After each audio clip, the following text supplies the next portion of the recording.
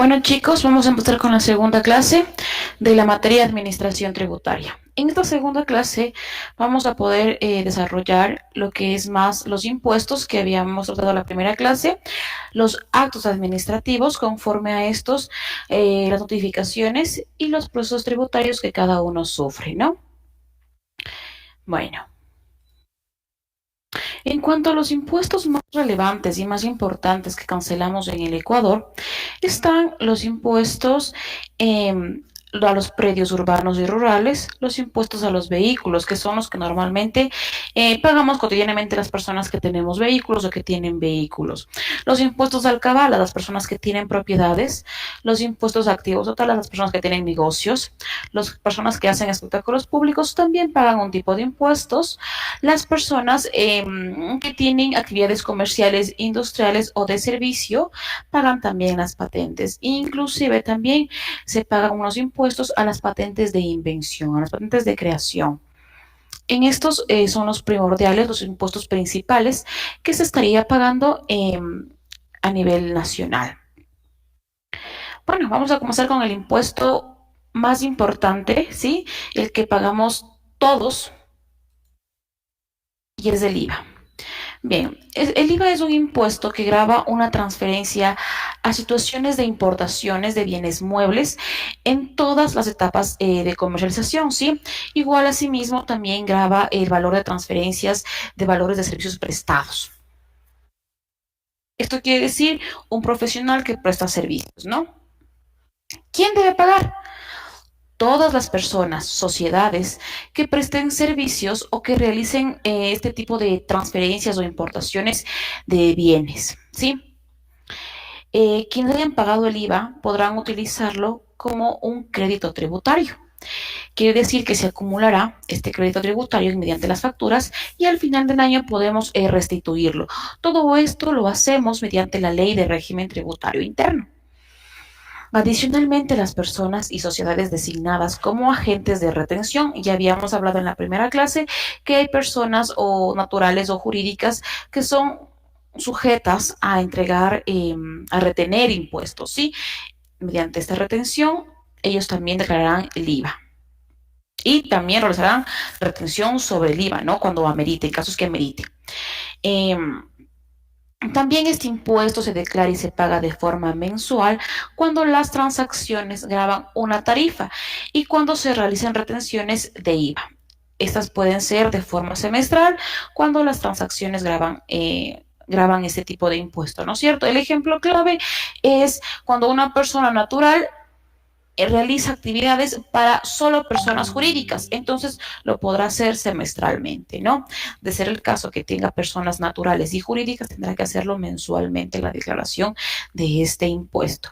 ¿Cuál es la tarifa vigente? Bueno, recordemos que la tarifa vigente del Ecuador.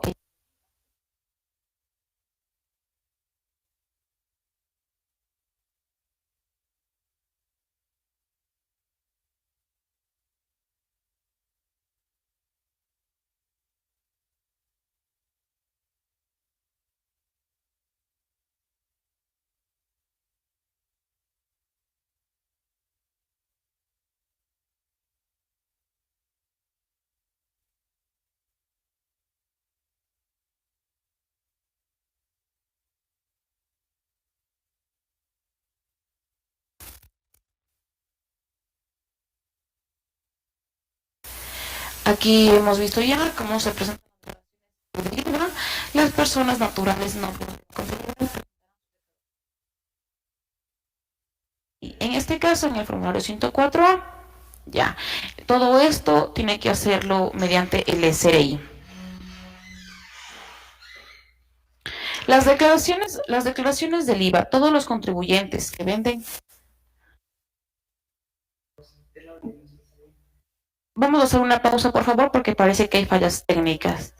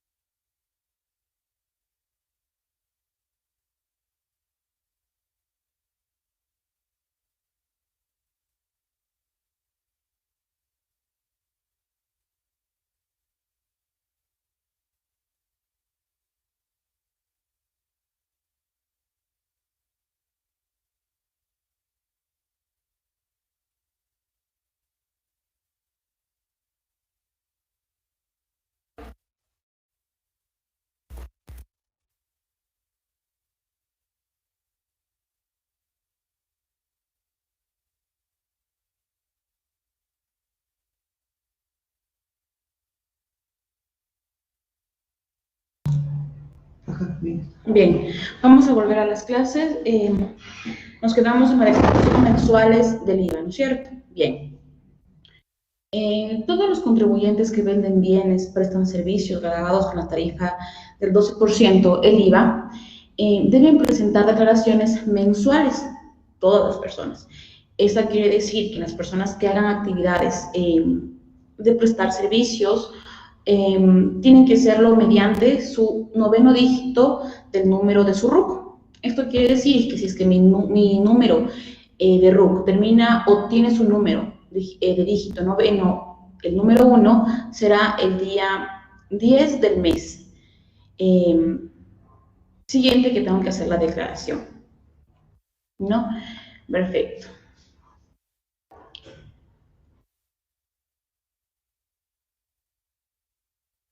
Como lo explicaba anteriormente, las declaraciones se pueden hacer de forma semestral, ¿sí? Tienen que hacerlo de forma semestral las personas que solo realicen actividades económicas con personas de carácter empresarial. Las personas que nos hacen retenciones del IVA, solo en este punto podemos hacer las declaraciones semestrales del IVA, que tenemos de enero a junio y de julio a diciembre. Ya, tenemos aquí, les he presentado un ejemplo de cálculo en cuanto a calcular el valor del IVA. Entonces, si compramos un artículo cuyo valor total es de $200, hacemos un cálculo así.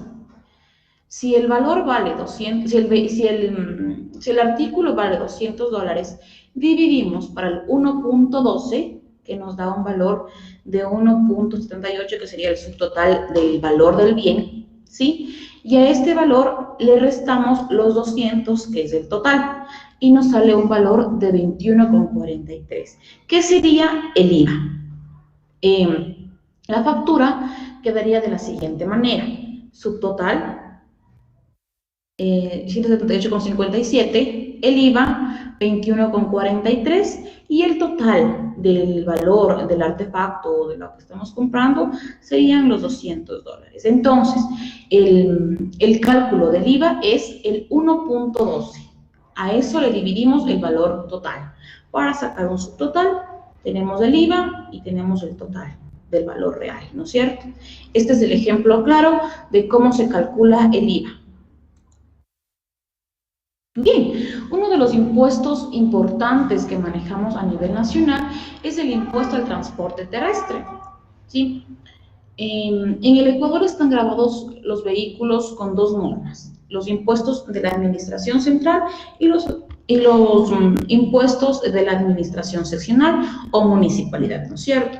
Uno que pagamos al SRI por este tipo de negociaciones de transferencias de bienes, y el otro que es las administraciones seccionales, que puede ser el rodaje y demás impuestos.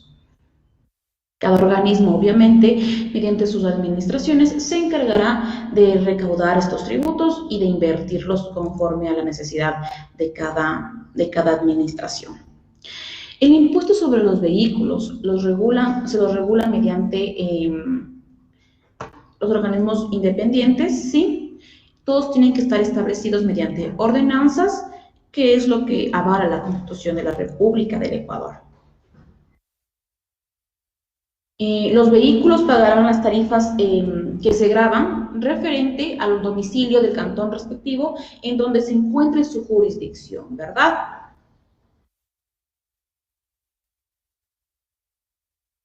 Ya, sin embargo, hay vehículos que están exentos de pagar este tipo de impuestos, el impuesto de transporte terrestre.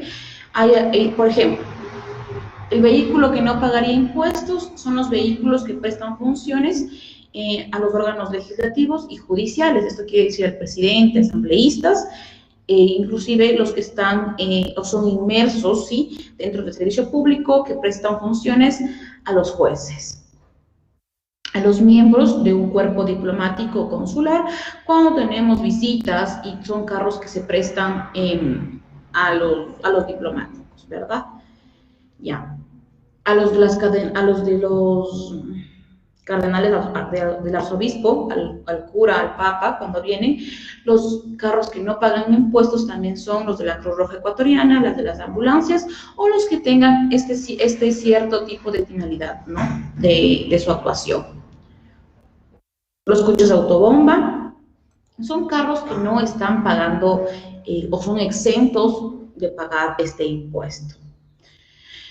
Ya, ¿dónde se paga este impuesto de transporte terrestre? Al matricular su vehículo. Ahí se cancelará un valor que se grava según las características del vehículo, ¿no? También se pagarán sanciones, multas, en el caso, como ya vimos en la primera clase, de no haber cancelado estas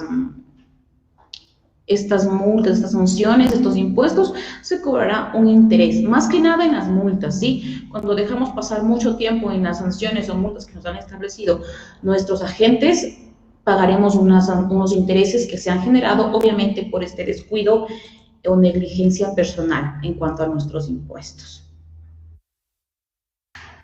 Bueno, dentro de los tipos de impuestos que se pagan dentro del Ecuador son las tasas por lo que nos cuesta un vehículo tan alto en el Ecuador, son porque pagamos ciertos tipos de impuestos, como por ejemplo el impuesto verde, ¿sí? El impuesto al rodaje, las tasas, otro tipo de tributos, tasas de legalización de traspaso de vehículos, esto pagamos en notarías, al SDI también, tasas de matriculación vehicular, de brigadas barriales, tasas de Dirección Nacional de Tránsito. Todo esto es lo que se aumenta el valor de lo que nos costaría un vehículo.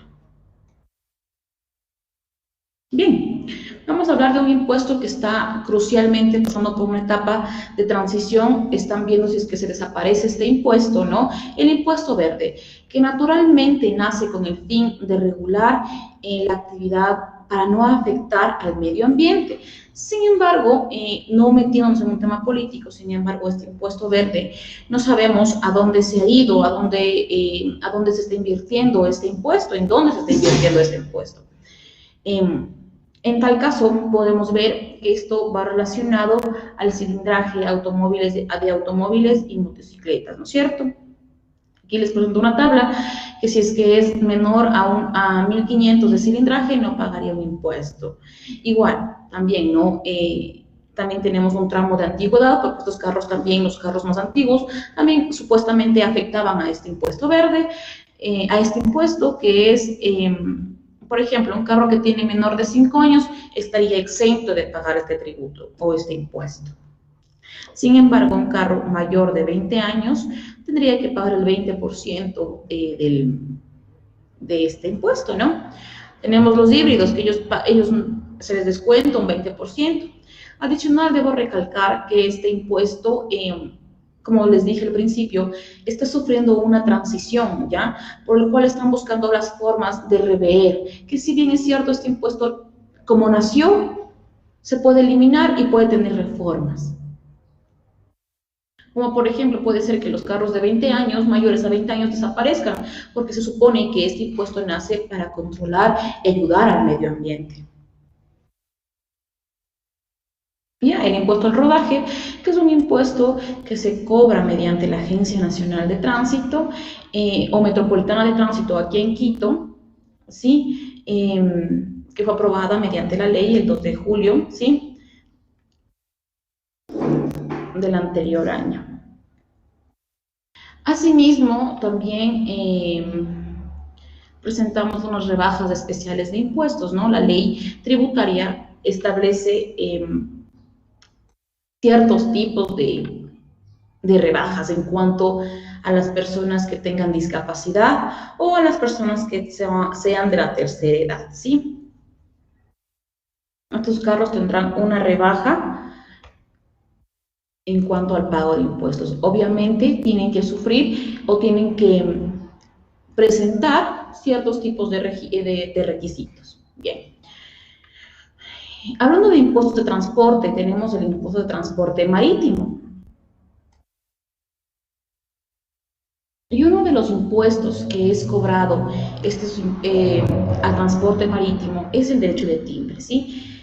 Un timbre de ingreso de impuestos o fiscales es el que se cobra, ¿no? Para ingresar a cada lugar. Son licencias también que cada país cobra o graba. Sin embargo, en nuestra legislación de la Marina Mercante, o sí, ahí podemos ver ciertos tipos de exoneraciones, ¿no es cierto?, que se aplicarán a estos tipos de transporte, como por ejemplo, ¿sí?, a las naves de hasta 6 años de construcción tendrán una exoneración del 100% en cuanto a estos impuestos. ¿Por qué nacen estos tipos de exoneraciones en estos vehículos, en estos ciertos tipos de transportes? Más bien, en estos transportes, es porque la navegación o esta actividad, ¿sí?, es netamente de comercio. Entonces, estaríamos, si es que cobramos un exceso, ¿sí?, de impuestos, estaríamos limitando a la exportación e importación. Bien, la otra exoneración que se da es a las naves de hasta 8 años de construcción, que pagarán el 50% de este impuesto.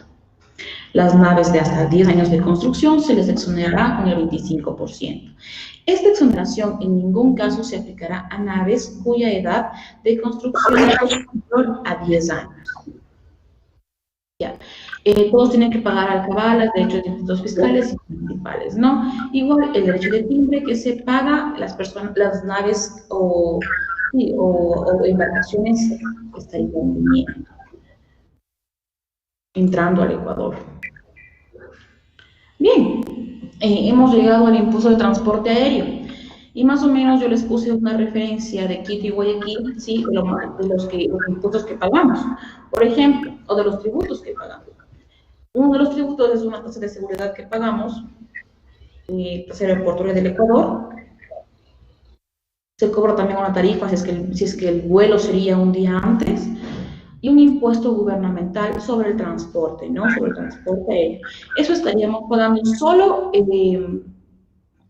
por viajar vía aérea nacionalmente, ¿ya?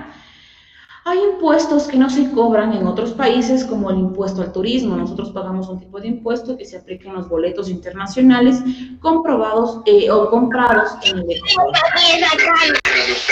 Te quiero mucho, papi. Que ya te bendiga. Casi dice la presentación. Bien, hemos acabado con los impuestos. Vamos a entrar al área de actos administrativos, ¿no es cierto?, que es la parte medular de esta materia. ¿Qué son los actos administrativos? ¿Sí? ¿O para qué nacen los actos administrativos? ¿Ya? Son los que comprenden gestiones distintas y separadas, sin embargo, ¿sí?, nacen para controlar esta actividad del Estado con los contribuyentes o responsables. Entonces, uno de los actos administrativos es la determinación de la recaudación de los tributos. ¿Qué quiere decir determinación y recaudación de tributos? Que tiene que estar explícitamente en la ley para poder tener esta facultad. Recordemos que ya vimos que esto era una facultad del derecho de la administración tributaria en cuanto al sujeto activo, ¿no?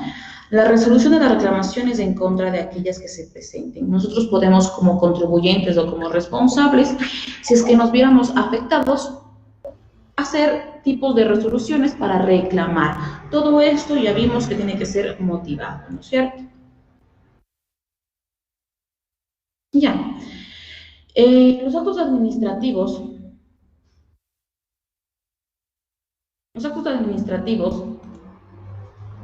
deben ser legítimos. Esto quiere decir que tienen que estar amparados dentro de un marco jurídico, tienen que estar sus relaciones plasmadas, ¿sí?, para poder actuar o para poder acceder a estos actos administrativos. Tienen que ser actuaciones que estén en el margen de la ley, que sean constitucionales, que siempre y cuando se hayan vulnerado un derecho. Esto quiere decir que no podemos pedir por un acto administrativo cualquier cosa. Tenemos que estar amparados en la Constitución y tiene que estar investida la administración tributaria de no irse en contra, ¿sí?, de un ordenamiento jurídico vigente.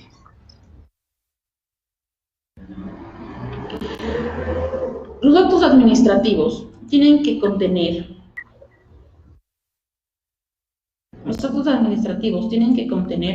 tienen que ser de forma escrita, ¿sí?, tienen que estar motivados debidamente. Esto quiere decir que con el derecho en base apegados a la ley, ¿sí?, con principios jurídicos, como ya los vimos.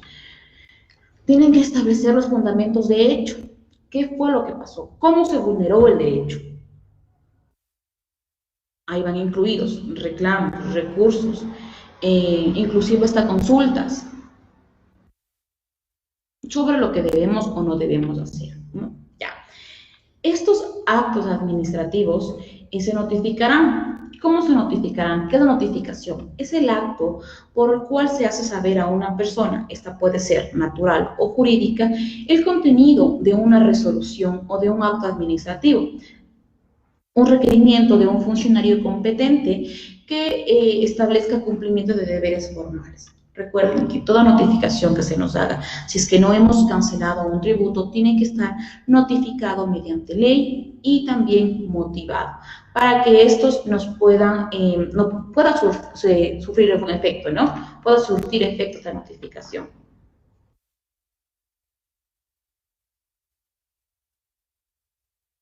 Bien. Las clases de notificación que se practicarán dentro de la administración tributaria y más que nada también casi en todas las partes de derecho serán en persona, la misma persona, por boleta, por correo, certificación o por servicios de mensajería, por la prensa, por caseta tributaria digital, por oficio, de ser el caso pertinente que la ley lo señale así, por correspondencia postal, por constancia administrativa dejada la notificación. Esto quiere decir cuando por alguna circunstancia la persona deudora o la persona que está en conflicto con la ley asiste, ¿sí? O se acerca a las oficinas de la Administración Tributaria, se concederá, se notificará con la firma, se les dejará registrado que ellos han asistido al lugar y se les notificará, se dan por notificados. También existen notificaciones que se dan de forma tácita. La persona que tenga debido notificarse una actuación efectúe en cualquier acto o gestión por escrito, ¿no es cierto? Cuando comparecemos de forma libre y voluntaria a pedir una información y de esa información desplegamos que estamos debiendo tal porcentaje y damos a conocer que estamos debiendo, también se nos da por notificados, porque estamos declarando con nuestro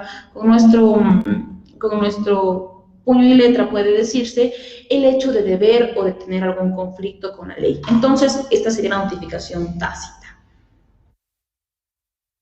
Por medios electrónicos, esto también es nuevo en la ley, ¿sí? Que por medios electrónicos también se puede notificar.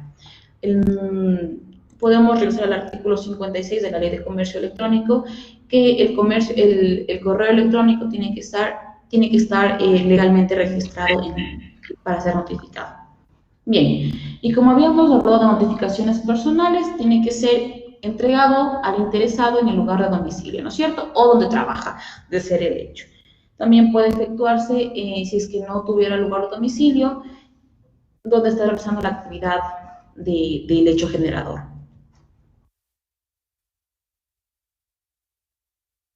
Bien, las notificaciones por boleta.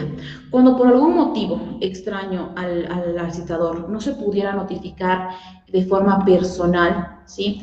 Tendrá que cerciorarse de que efectivamente el domicilio tributario esté ahí y podrá dejar con boletas a las personas que se encuentren en el lugar. Puede ser familiares o las personas que se encuentren en el lugar. Para esto tendrá que haber un testigo y tendrá que firmar obviamente en el acta de notificación y ahí se entenderá, estamos citados. Y como les había hablado, notificación por correo electrónico. Todo acto administrativo tributario se podrá notificar por correo electrónico. A ver, el correo electrónico es la nueva técnica para que las personas se den por notificados o podamos notificar a las personas que tengan conflictos con la ley. Entonces, si es que alguna persona conocería su identificación por correo electrónico, podría brindar esta facilidad para entregar este correo electrónico y que usted pueda ser notificado por ahí. Esto también se da en diferentes campos del derecho, no solo en el administrativo tributario, también se da en otros campos del derecho. Ya. La notificación por la prensa. Esa notificación también abarca todo el campo del derecho, ¿sí? Cuando hay personas que es imposible determinar su lugar de residencia o su individualidad de domicilio, se hará por la prensa por 3 veces en días distintos, en cualquier prensa, no tiene ninguna preferencia. Puedo hacerlo en cualquier prensa, puedo hacerlo en medios de comunicación, en cualquier medio de comunicación. Lo importante es que se hagan en 3 días o 3 veces en 3 días distintos. Y a partir de la última publicación, esta surtirá el efecto necesario para poder seguir con el acto de derecho que nos corresponde. Notificación por casilla judicial. Bien, como conocemos, no todas las personas que tenemos o que ejercemos una actividad jurídica, una actividad administrativa jurídica, son personas naturales. Entonces, hay personas jurídicas que tienen abogados o que todos sus trámites lo hacen mediante un abogado. Entonces, todas las notificaciones que impliquen un trámite que de conformidad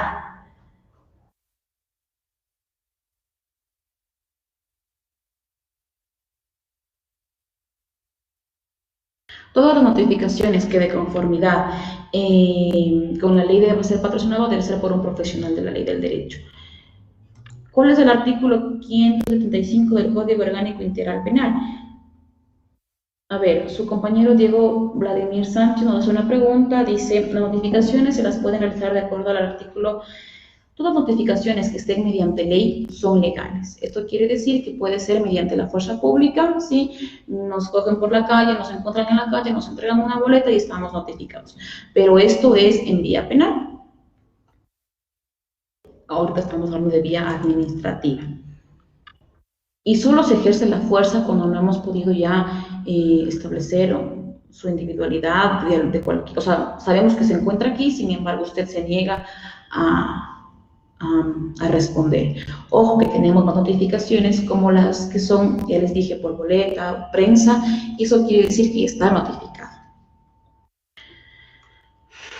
Por correspondencia postal, son las personas que brindan un servicio postal, ellas también pueden ser notificadas de esta forma. Bien. ¿Quiénes somos los reclamantes o quiénes son los reclamantes? ¿No? Los contribuyentes o responsables o terceros que se crean afectados de un derecho, que están siendo determinados porque creen que esta obligación tributaria afectaría a sus declaraciones o a su situación pecuniaria. Entonces, nos establece un plazo para poder reclamar. ¿Sí? Tenemos 20 días contados desde el día hábil para notificación respectiva. Desde ese día podemos reclamar. Tenemos 20 días, dentro de los 20 días se habrá entendido que si es que no reclamamos o no presentamos un reclamo, entendemos que estamos investidos de aceptación. Los reclamos por tributos que correspondan al Estado, según el artículo 64 de este código, se presentarán en el servicio de rentas internas. ¿Qué quiere decir? Todo lo que tenga que ver con tributos, ¿sí? Las peticiones por avalúos de la propiedad inmueble rústica se presentarán y tramitarán ante la respectiva municipalidad. Esto es importante, ¿ya? Hay ocasiones en que, por ejemplo, en Quito, una señora se quiere poner un negocio en la esquina, sin embargo, no hay nadie quien vigile este negocio o esta casa está abandonada. Esta persona emite, ¿sí? Por su derecho de trabajo, emite un acto administrativo, una consulta, una petición, emite la administración tributaria en cuanto a este bien que ella necesita ocupar, entonces se lo puede hacer. Obviamente que aquí dice sin perjuicio de la acción contenciosa. Esto quiere decir que si es que se negare o pasara algún problema, vamos a ir a juicio, ¿no? A lo contencioso administrativo. Las reclamaciones se presentan por escrito, ¿sí? Y deben contener lo siguiente. La designación, bueno, esto es importante porque esto lo hace el abogado, ¿sí? Esto tiene que hacerlo el abogado, sin embargo, contiene la reclamación lo siguiente. La designación de la autoridad administrativa, el nombre y apellido de quien comparece o de quien se encuentra afectado de este derecho, el derecho por el que lo hace, ¿sí? El número de identificación de contribuyente, de cédula, identificación de su domicilio permanente, la notificación donde se debe señalar las notificaciones, esto es el casillero del abogado, mención del acto administrativo u objeto del reclamo, Aquí está expresamente todo lo que se debe fundamentar en cuanto a hecho y derecho, ¿no? La petición o pretensión, ¿qué es lo que estamos buscando? Pero esto debe ser concretamente. La firma del abogado, obviamente quien lo patrocine, y en la reclamación, esto es importante, ¿no? Porque no podemos pedir una reclamación si es que no tuviéramos prueba, no podríamos hacer una consulta si no tuviéramos prueba. Entonces, todas las reclamaciones que presentemos se adjudicarán o se adjuntarán pruebas que dispongan para conceder este plazo para el efecto del reclamo. Ya. Y uno de los reclamos que podemos hacer en caso de que seamos contribuyentes o responsables o terceros es que hayamos realizado un pago indebido. Entonces, ¿cuál sería un pago indebido? Se considera como un pago indebido el que se realiza por un tributo que no está establecido legalmente, del que se haya o el que esté exento o el que esté realmente extinguido en la ley, el que ya se haya derogado en la ley. En iguales condiciones se considera pago indebido aquel que se hubiere satisfecho o exigido ilegalmente, ¿sí?, de este pago. Un ejemplo es que nuestro carro no es, por ejemplo, un carro híbrido, ¿ya? ¿Sí? No tenga que pagar este impuesto y nosotros estemos pagando por este impuesto. Entonces, este impuesto no está establecido en la ley. O el impuesto verde que ya se va a derogar y paguemos por este impuesto a posterior, ¿no? Cuando ya se derogue. Recuerden que tiene que estar promulgada esta derogación de la ley. Otro tipo de reclamaciones que podemos hacer. ¿Ah? Ya no se ve ahí la cámara. ¿Qué hice? No sé. Eso quiero saber yo. Aquí está la cámara.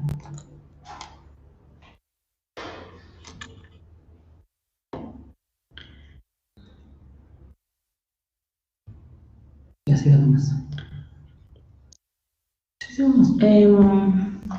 Otro tipo de reclamaciones que podemos hacer es el pago en exceso. ¿Qué es lo que se considera pago en exceso?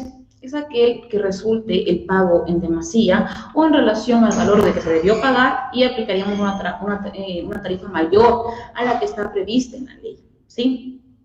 Eso sería el pago en exceso, como por ejemplo, si es que nuestro carro corresponde a un cilindraje que no debe pagar y pagamos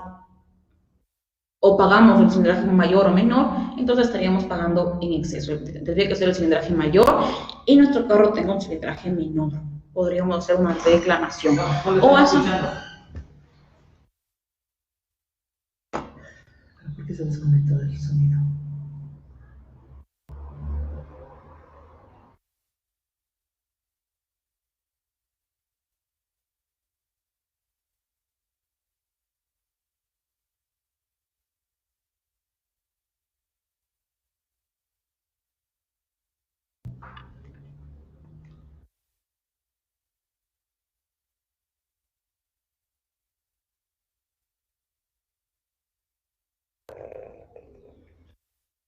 No, sí, dale. No se me ve.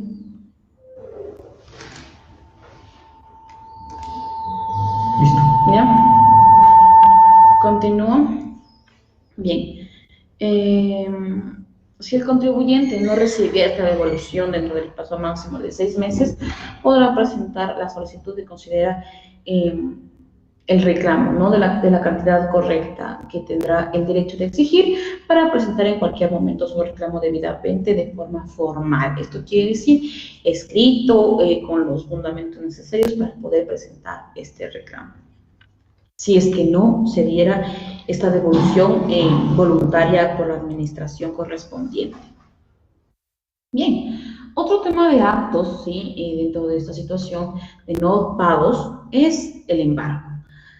Si no se pagara una deuda, ni se hubiera dimitido de bienes para el embargo en el término ordenado del auto de pago, ¿sí?, esta autoridad o autoridad correspondiente solicitará o decretará el embargo de bienes raíces al ejecutor, al que tenga esta deuda, ¿sí?, y se notificará a los acreedores. Esto quiere decir que si es que nosotros tenemos una deuda de $70,000, pero debemos a la administración central 20.000, a la administración seccional 10.000, a la administración, a un banco tal dinero.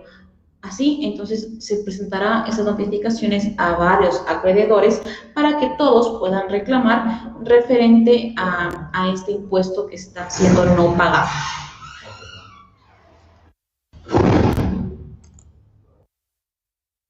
Bien, otro de los actos importantes es el silencio administrativo.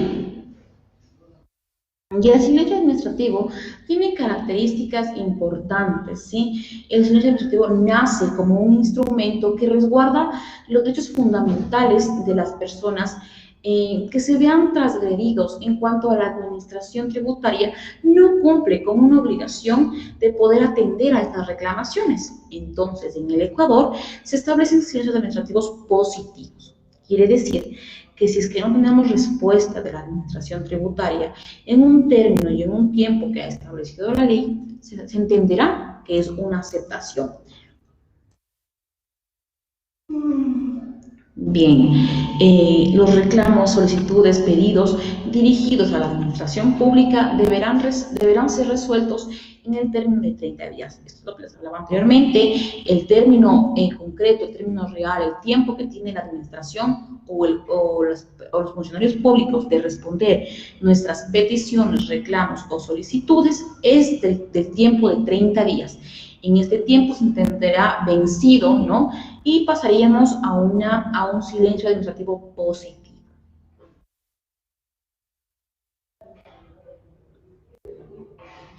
Entonces, entendemos en nuestro sentir que los derechos del silencio administrativo coadyuva o resguarda, ¿sí? Se resguarda en el ámbito tributario. Son 3. ¿Cuáles son los derechos que están implícitos, ¿sí? En este silencio administrativo, que es el derecho de petición, el de seguridad jurídica y el de propiedad? Estos son los 3 requisitos o los 3 derechos que le amparan al silencio administrativo, que por eso estamos reclamando, ¿no? Y pedimos seguridad a los ciudadanos. ¿Qué es el derecho de petición? Nuestra Constitución política consagra este derecho. Sin embargo, este derecho de petición no constituye el derecho a recibir siempre una respuesta positiva, ¿sí? Obviamente, cuando la administración, los servidores públicos se cuidan bastante de estas negligencias, ¿no? Por cuanto muy rara vez habrá un término que no ha concluido y que no tiene respuesta alguna. Sin embargo, todos los ciudadanos podemos recurrir o caer en este derecho para tener una solución. Como ya lo establece, no siempre puede ser de carácter positivo, también será negada, y si es que está negativa, será así, tendrá que ser obviamente motivada, ¿sí? Que no tendrá que recaer en incumplimientos de derechos constitucionales. Tiene que ser una petición legítima. Ya, la seguridad jurídica. Este es un derecho que engloba el silencio administrativo y por lo cual nace el silencio administrativo, ¿sí? El derecho de seguridad jurídica se fundamenta en el respeto a la Constitución y a la existencia de normas jurídicas previas. Entonces, ¿en qué se enviste en la administración tributaria y en el silencio administrativo la seguridad jurídica? Se enviste en que si estamos reclamando, ¿no es cierto?, obviamente tenemos que estar amparados mediante un órgano que nos respalde, y en este caso será la seguridad jurídica. Tenemos que no nos pueden dejar al abandono, no nos pueden no responder, y si es que no nos responderían, ya vimos que surte un efecto positivo en nuestra petición. Bien, y el último derecho que engloba la seguridad jurídica, el silencio administrativo, es el derecho a la propiedad. La Constitución ecuatoriana, al respecto, reconoce este derecho, ¿sí?, como un derecho al acceso a las propiedades, a hacer uso de esta propiedad, ¿sí? Para esto se tomará medidas para que no el Estado o los ciudadanos no suframos una alteración en cuanto a invasiones de estas cosas, ¿sí? Entonces se tomarán medidas mediante los tipos de administraciones correspondientes.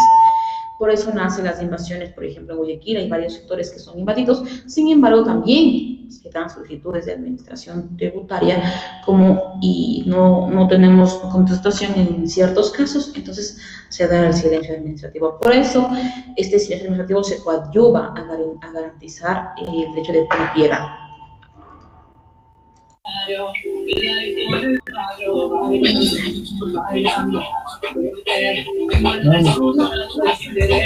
Bien, hasta aquí hemos pensado lo que son la primera clase. Entonces, ya con esta clase, no se olviden, por favor, de que posterior el día lunes entregaremos ya los trabajos para que puedan realizar.